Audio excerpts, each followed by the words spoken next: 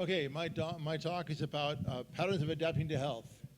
I've been working on this, I don't know why, but for the majority of my adult life. So what I'm going to show you right now is kind of like the peaky toe version. So it's quick, 15 minutes. It's a very deep subject, but a very simple subject at the same time. So hopefully you'll all get something out of it. So let's see, which button? That one, okay. So what I'm talking about real quick is about health-related lifestyles, real quick, and then talk about how there are hidden patterns within raw behavior, and that how they relate to, and why they emerge, why the patterns are there, and why they're relevant to you. Then I'm going to give you some details about what I call the path, these patterns of adapting to health, and then talk about a couple of applications for them based on my research over the past decade. Okay, all of these people show you a picture kind of a health-related lifestyle. Pretty much everything we do has some kind of health impact at some time. And some are more notable than others, like the smoking. There's an obvious one. Sit over here, kind of relaxing after lunch is another one. But not obvious things about health are things like the woman at the doctor getting her blood pressure checked, or the communication between the doctor and patient, the lady up here looking for information about health because she's very interested in health. And then the mother caring for a sick child, or somebody else trying to get one last sit-up over there. All these are different approaches to health that all are related to much larger patterns. So a lot of what we do is in response to our context. So when we experience a new situation, whatever it is, our reaction is to navigate it and approach the things about it that we like and avoid the things about it we don't like. And when it comes to things like exercise and nutrition and thinking about what we eat and health information, our approaching or avoiding of that information is tied to response patterns of how I respond. And when you look at individual behavior over the way people behave across a lot of areas, you can find a pattern there where, in general, people have a pattern that applies to them that they'll always tend to follow in the same, as they expose the same context. If they approach a different context that's similar, the same arousal patterns will be triggered and they'll kind of react the same way. So the brain, picture of the brain is there because it involves cognitive neuroscience, where how situations prime our brain and trigger behavioral routines to activate so that when we get ready to act in this situation, we're ready because we know what to do based on our past experience. Neuropsychological part brings in the ideas of goal-directed actions and executive function and affect, all that interact to tell us what we like and what we don't like, and what things in the environment are part of our goal set, which are not, that we can avoid, we don't have to worry about. And the cognitive psychology part all deals with, again, how we perceive the situation, how the brain processes information, and also about language, because language is a big part of our behavior now. And as we encounter new situations, we interpret it and understand it in terms of the language that we use to describe it. So most of us go through our lives, we're up here in the corner where we're in, this whole situation where we're like in a bubble. And that bubble is defined by our senses, our skin, our hearing, our vision, all that we can see, touch, taste, feel, all that sort of thing. And there's a limit to it. It can only go so far. And as us live in society, we bump against other people, and information at one end can transfer over and communicate through language and information to people at the other end. But our part of our behavior is navigating the interaction. When you get into large groupings like this, or that occur in the majority of major cities in the United States, it's a lot of people all interacting to where it's not just the person next to you or the ones immediately around you, but those people far away from you can impact what happens to you, impact what you experience. Because if a person at this end over here shoots a gun, this whole group runs that way and that person's dead at the end because they got trampled. Or if this person yelled fire, whatever it is. You can be affected by people who you don't even see. But something happens in this group like this, because it's a complex system. A lot of interactions going on there within them, as every individual is pursuing their own goal set, their own, trying to minimize pain, advance pleasure. All that's going on in here, and they're all interacting in a very, very complex way. And systems like that, what happens is, when you look at them and you measure a bunch of behaviors like this, a whole bunch of things, that there's a pattern there that each person has, but also that many other people share to some degree. And that when you look at people around these patterns, the group that has that pattern, some people will be right on the pattern and following it very, very closely. Other people are a little bit farther away from it. And so the effect of this pattern, of this behavioral response to all these situations is not as acute in those people. But this is the way it tends to form. And in my research over the last 12 years or so, found that there are 9 major patterns that people's behavior is attracted to. And that different numbers of people are around, I guess, orbit these patterns. So that some patterns, like the one down here at the bottom, people are very tightly closed around the central pattern and very strongly attracted by it. Other patterns like this one up here at the top, in the middle, and the right, that one there, it's more diffuse, so it doesn't, the nature of the pattern doesn't pull people as strongly to it. But there's no pull, it's just the way they cluster and group together. So in looking at these patterns actually have their own effect, separate from all the individual's behaviors that define them. And I call these the patterns of adapting to health.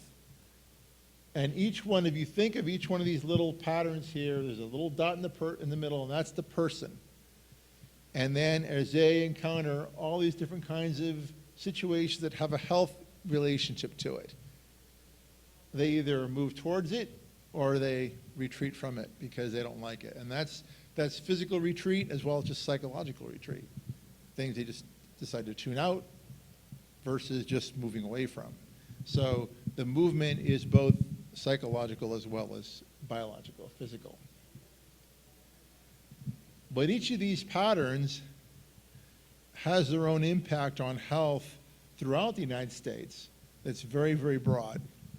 And depending on the pattern that any one of you tends to gravitate around, you're basically going to follow that path consistent with the pattern you follow, whether you know it or not.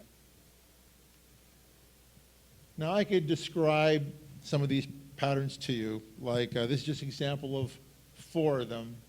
I'll say focus on path 2, because path 2 is a person, if you look at their behavior, they don't care about health, they refrain from it, they're the guy kind of sitting on the bench, just enjoying himself, and you try to talk, there's a health, dieting billboard on the side of the freeway over there, he doesn't even see it, he's just tuning out. And they have a lot of different traits around their health. They have a lot of high risks, a lot of health risks. Not a lot of diagnosed diseases because they hardly ever go to the doctor because they don't want to go. They could have an eye falling out, one leg's not working, but they're not going to go to the doctor because they don't want to go. I just don't want to bother.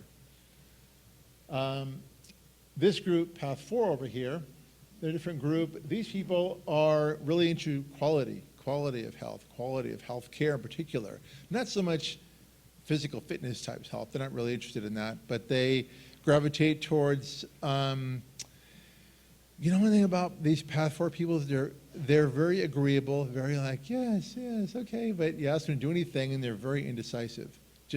They just kind of go with the flow and not really sure why, but they just do. So I'm going to look at some of the, when you look at the way you can arrange these in terms of their health involvement, you can say there's the first four groups, which is the majority of the population in the U.S., have very low involvement in health in any kind of meaningful way. The other two, Path 5 and Path 6, they're transitional. They have some involvement with different aspects, but not very strongly, not real aggressively. The last bottom part, Path 7, Path 8, and Path 9, those are the ones, people who you encounter where there's some in health involvement. They think it's important. Health is an important matter, and it's important that most people think about what's going on with them. A lot of nurses are found in Path 7. A lot of fitness trainers are found in Path 8.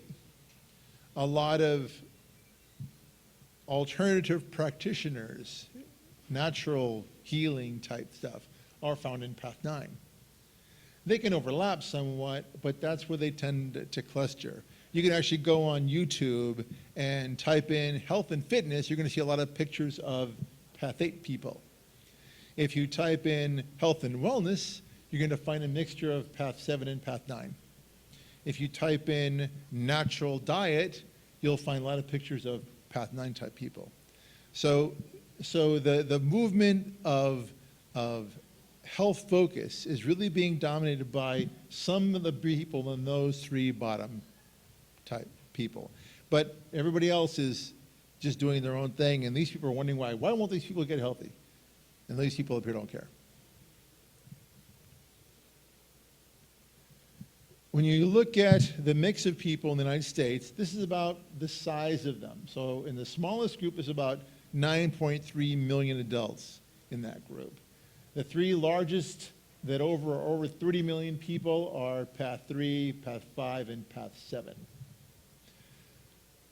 So there's a lot of people in each one of these patterns. And for the majority of them, they're going to be that pattern for their entire lives, past the age of 24 years old. About 10% of the people in any one of the patterns can swap over and switch, but it's difficult because it's their entire pattern. It's not just one or two behaviors. It's the whole kind of makeup of what defines them in a sense. But they can switch, but only a small number can.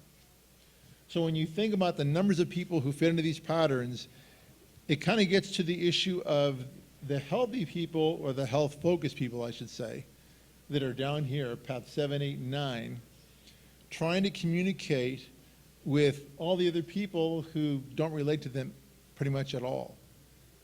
And part of the problem is, kind of gets back to the very first speaker we had, talked about listening and understanding. A lot of the problem and the inability of people in the bottom three patterns, Path 7, 8, and 9, to communicate their message to people not like them is the inability to understand the dynamics that are driving all the other ones.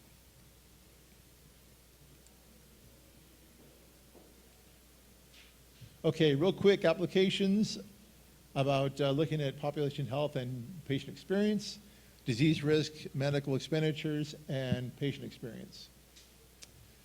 So here's two paths. First is Path 1 and Path 7. In Path 1, you see that they have a lot of low rates of diabetes, but they have high rates of back pain, high rates of depression. The rate of depression is about 48% above the average. People in Path 7, however, have higher rates, 2 times the rate of skin cancer, about 85% higher risk of diabetes, of heart disease, 29% higher risk of diabetes, and 65% higher risk of back pain problems.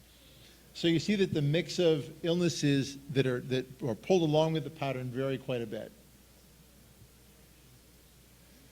These are actually the medical costs as people age while they're in each one of the paths. The highest, most expensive path is people who are in Path 7. By the time they're 65, over the age of 55 on average, they cost $26,000 per person per year. The lowest cost people are actually in Path 2 because they don't seek care, even though they have a lot of medical problems. And by over the age of 50, their costs are about $18,000 per person per year. It's a big gap. So when you apply that to the number of people in the different patterns, the extra $7,000 or so times the 31 million people who are in Path 7, it's a huge, huge extra cost. And these people are going to have a lot of costs throughout their lives because the nature of their pattern is to seek care for a lot of stuff rather than do what other patterns do. The nature of people's path also shapes the way they experience things.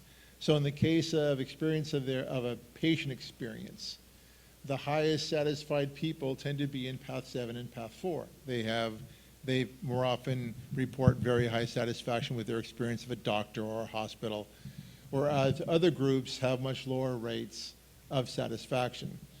And these gaps are really big when you think of the difference between 59% for path 3, very satisfied, versus 75%.